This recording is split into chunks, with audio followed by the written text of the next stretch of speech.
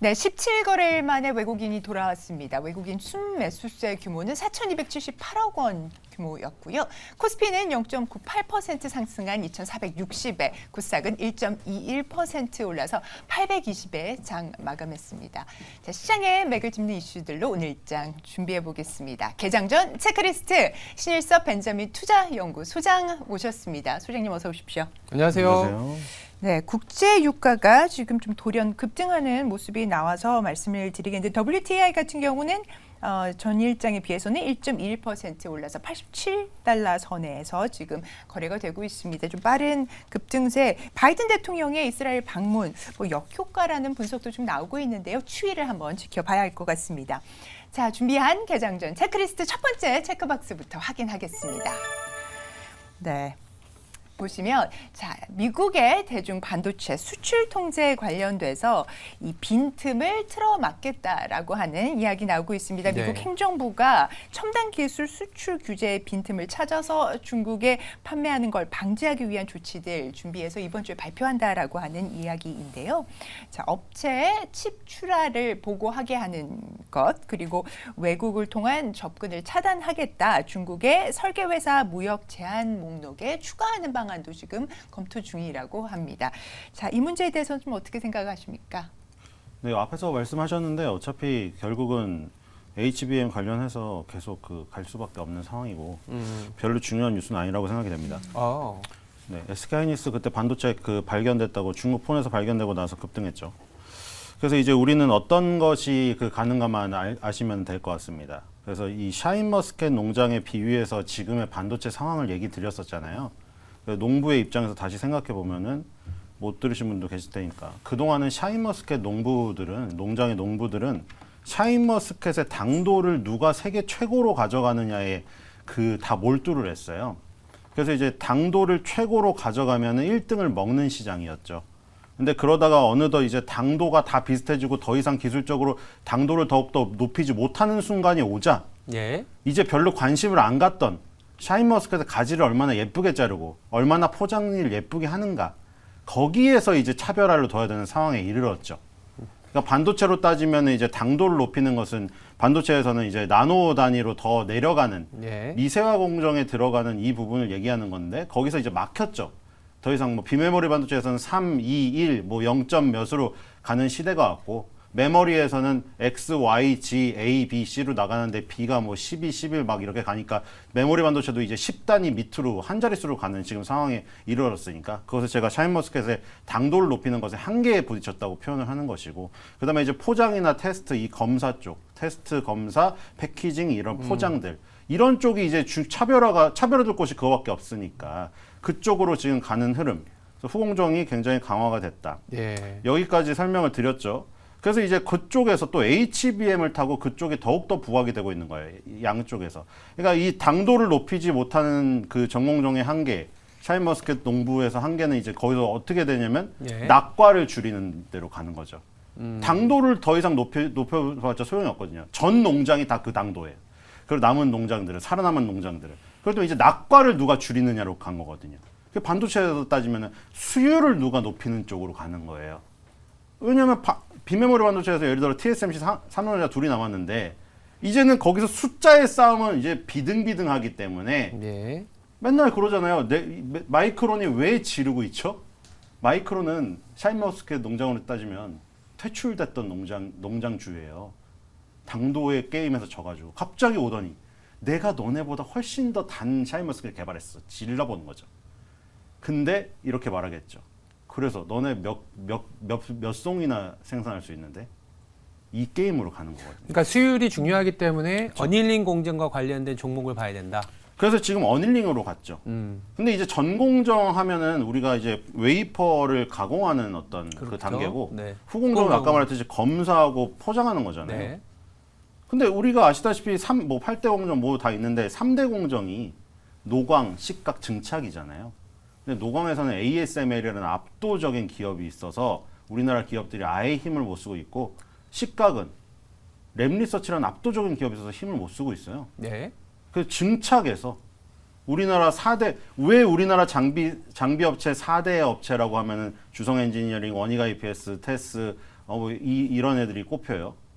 증착 공정에서만 국산화율이 그나마 이제 세계적으로 따라가기 올라가 때문이에요. 있으니까. 근데 이제 어닐링은 근데 갑자기 어디서 튀어나왔냐? 3대 공정도 아니고 8대 공정에서도 못 들어본 것 같은데 어닐링이 왜 나왔지? 네. 어닐링은 이제 그 치즈 샌드를 만든다고 생각하시면 됩니다. 비스켓 2개를 쌓아놓고 비스켓 2개를 붙이려면 그 안에 치즈를 넣어야겠죠. 네. 근데 그걸 치즈를 어떻게 저기 하나요? 치즈를 저기 처음에 붙였을 때 비스켓이 삐뚤삐뚤 할 거 아니에요. 그거를 가다듬는 작업이 어닐링인데 여기서 그래서 HBM의 수율을 결정짓는 어닐링 공정이 이제 굉장히 중요하게 나온 거죠. 3대 공정이 아닌데도. 거기다가 왜 우리나라 4대 업체가 거기 안 들어가고 엉뚱한 업체가 나왔는데 걔네가 세계적인 업체라고 얘기를 하느냐. 물론 여기 어플라이드 머티리얼도 있지만 여기에서 유명한 회사는 지금 VECO 티커 비코 인스트루먼츠랑 중국의 메슨 이런 회사거든요. 우리가 무슨 3대 회사에서 못 들어본 회사거든요. 4대 회사에서. 도쿄 일렉트론, 어플라이드 머티리얼즈, ASML 이런 회사가 아니에요. 지금 랩리서치가. 그러니까 여기서 두각을 나타내는 한국 회사는 세계 1위를 찍는 거죠.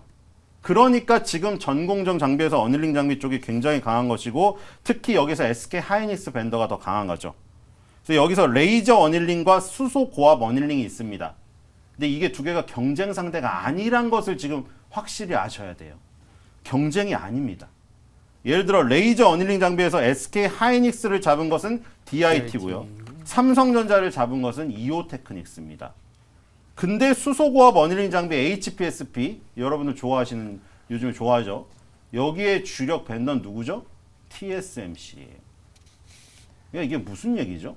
완전히 분야가 다르다는 얘기죠 지금. 네. 아까 메모리 반도체의 어떤 단계를 얘기 드렸지만 걔네들은 이제 XYZ ABC로 나가는 그쪽에서 지금 레이저 어닐링이 쓰이고 있고 SK 하이닉스 삼성전자 쪽인 것이고 비메모리 쪽에 더 많이 쓰이는 건 수소고압 어닐링이기 때문에 HPSP의 주력이 TSMC라는 거예요. 근데 어쨌든 간에 지금 왜 여기서 수율이 중요한지는 저기 그걸 아시면 되죠. 건물을 높이 쌓는 거잖아요. 12층에서 16층도 간다고 하는데 근데 하늘로 뻥 뚫린 롯데월드 타워를 짓는 그게 아니고 똑같은 공간에 넣어야 되니까 최대한 아까 말한 대로 비스켓하고 치즈를 얇게 만들어야 돼요. 그러다 보면 어떻게 되겠어요? 비스켓하고 치즈가 휘겠죠. 그러면은 거기서 어닐링 과정이 잘 못 돼버리면은 다 불량품으로 다 버려야 돼요. 그렇기 때문에 층이 높아질수록 공간은 똑같은데 층이 높아질수록 이런 뒤틀림을 바로잡는 어닐링 공정이 중요해지는 거죠.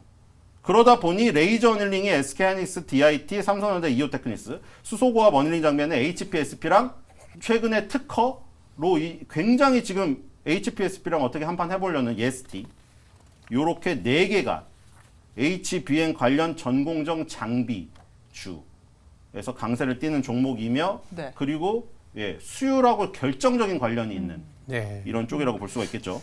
분량을 줄이고 마진을 높이고 전체적인 HBM에서의 이제 싸움에서 선두를 치고 가려면 이런 어닐링 공정이 상당히 중요하다. 그러면 그냥 저는 이제 약간 무식하게 그럼 어제 엔비디아 빠졌는데 오히려 그러면 이런 HBM과 관련된 주가는 기회가 된다 이렇게 봐야 되는 건가요? 안 빠질 것 같습니다. 안 빠진다. 그리고 지금 이 눌림목을 이미 2달 줬죠. 좋기 때문에 제 2차 상승이 나옵니다. 지금 그럴 확률이 엄청나게 높죠. 지금 주가의 흐름을 보세요. 물론 DIT는 못 잡겠죠. 지금 DIT는 SK 하이닉스랑 계약이 나와버렸고 그 계약이 지금 확인이 됐어요. 그렇기 때문에 이런 것 때문에 지금 장대 양봉이 나와서 힘든데 나머지 지금 이오테크닉스 그리고 HPSP, ST는 전부 다 눌림목을 줬습니다. 그리고 그 눌림목을 준 곳이 어디냐면은 전 고점이에요. 전고점에서 물론 예스티는 지금 HPSP가 특허를 걸고 넘어져가지고 저렇게 무너진 거거든요. 지금 HPSP가 그대로 내주겠습니까? 혼자 50%를 먹고 있는데 영업이익률을 예스티가 반가격으로 들어와서 영업이익률 25%만 먹겠다고 해도 아니 TSMC조차도 지금 이 저기 HPSP를 기대하고 있는데 누가 내주겠어요. 그러니까 그것 때문에 떨어졌는데 이 지금 이오테크닉스랑 DIT 쪽을 볼게요. DIT는 날아가는데 이오테크닉스는 올해부터 삼성전자랑 그러니까 지금 SK 하이닉스가 앞서도 나가고 선점하고 그 다음에 삼성전자가 쫓아가잖아요. 여기도 똑같아요. SK 하이닉스를 잡은 DIT가 먼저 날아가고 이오테크닉스가 뒤에서 지금 추격하는 격이거든요.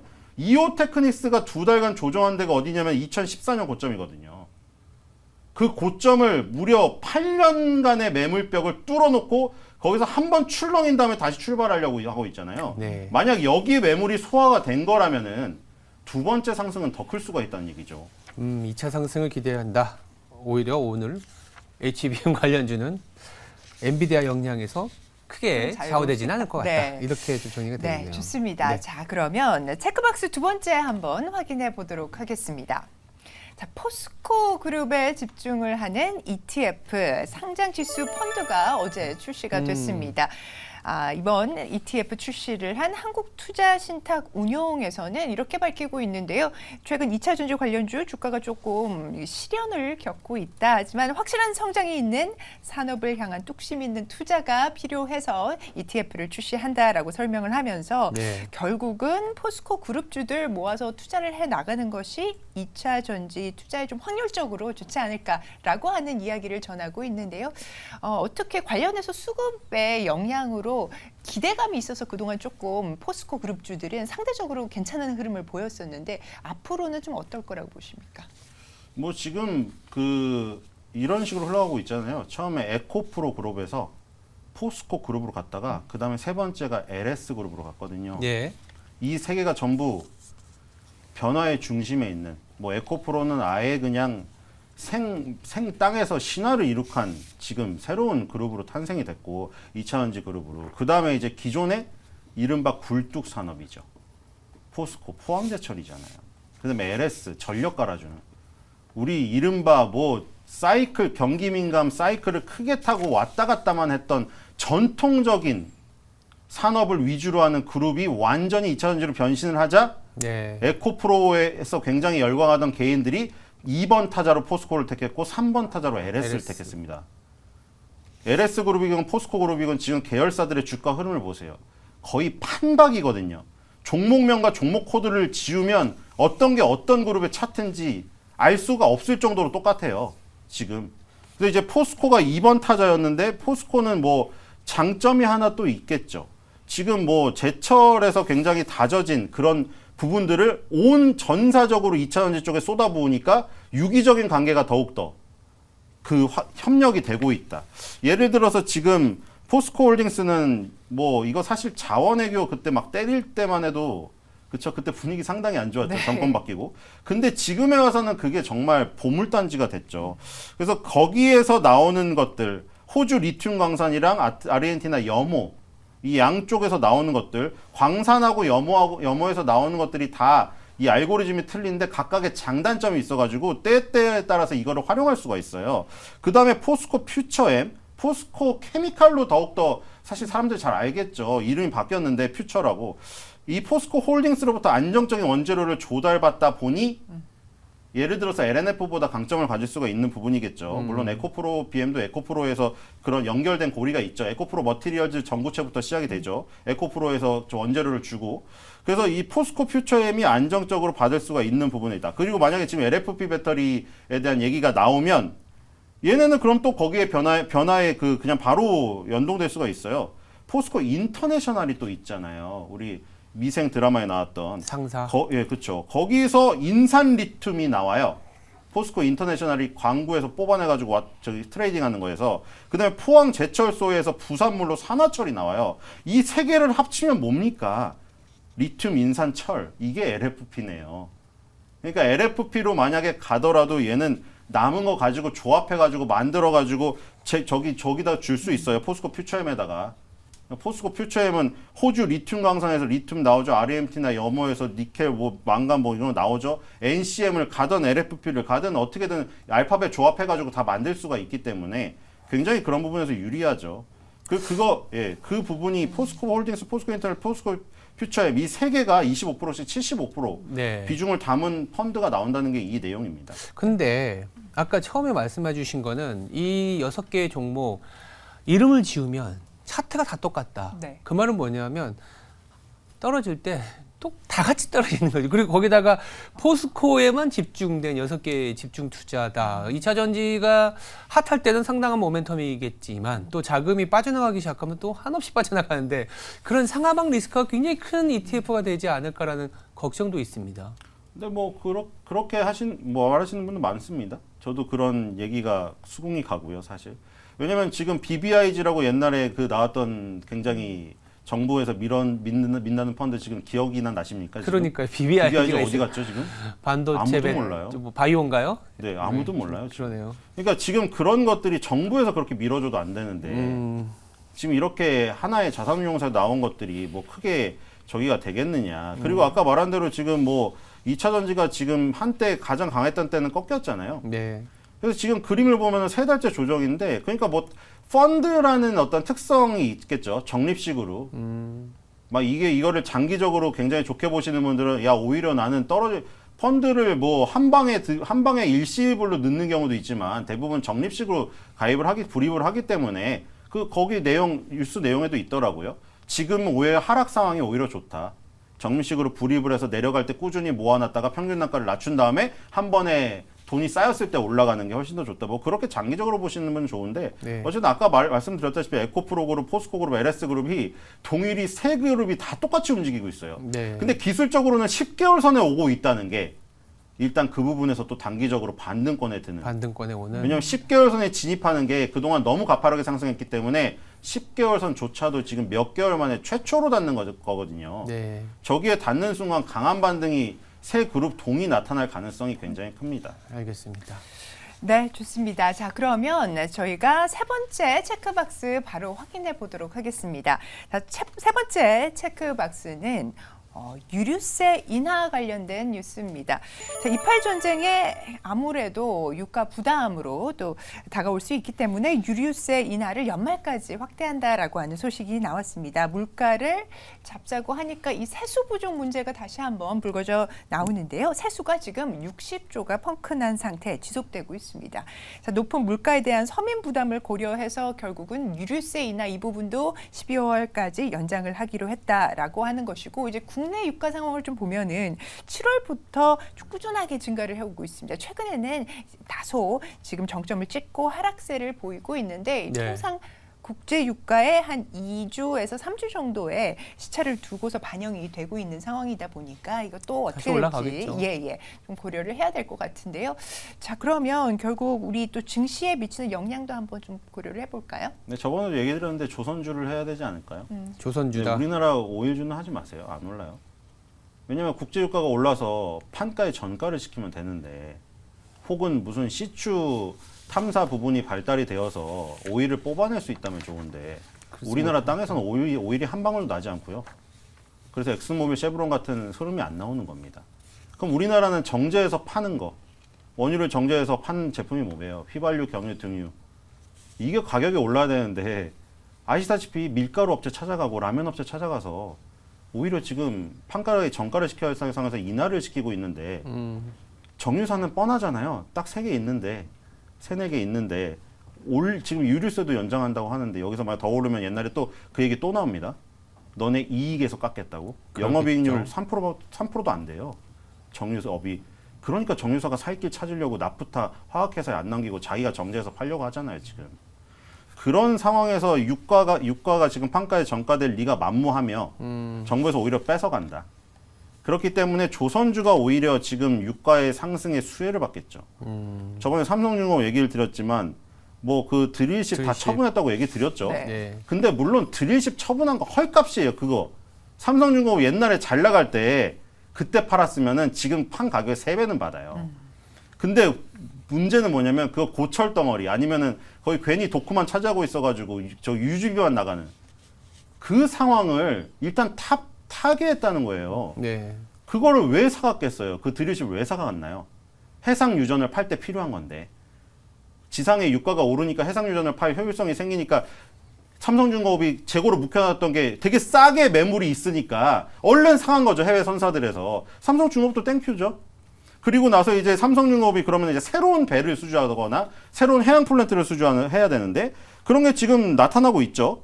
지금 이 메탄올 연료 추진, 그러니까 메탄올을 연료로 해서 가는 컨테이너선 16척이랑 LNG 운반선 7척, 그 다음에 해양 플랜트에서 FLNG 한 기, FPSO가 아니에요. FPSO는 오일이 아니고 LNG예요. 그 다음에 VLCC, 베리 라지 크루드 캐리어예요. 이게 두 척 해가지고 이렇게 지금까지 수주를 했거든요. 삼성중공업이. 예. 베리라지라는 건 제일 큰 배잖아요. 제일 큰 원유 운반선. 그다음에 그 원유가 오르니까 원유가 운반이 많이 되니까 이걸 하나 수주를 한 거고 삼성중공업에 발주했겠죠. 그다음에 이 액화 천연가스 생산 설비 이것도 마찬가지예요.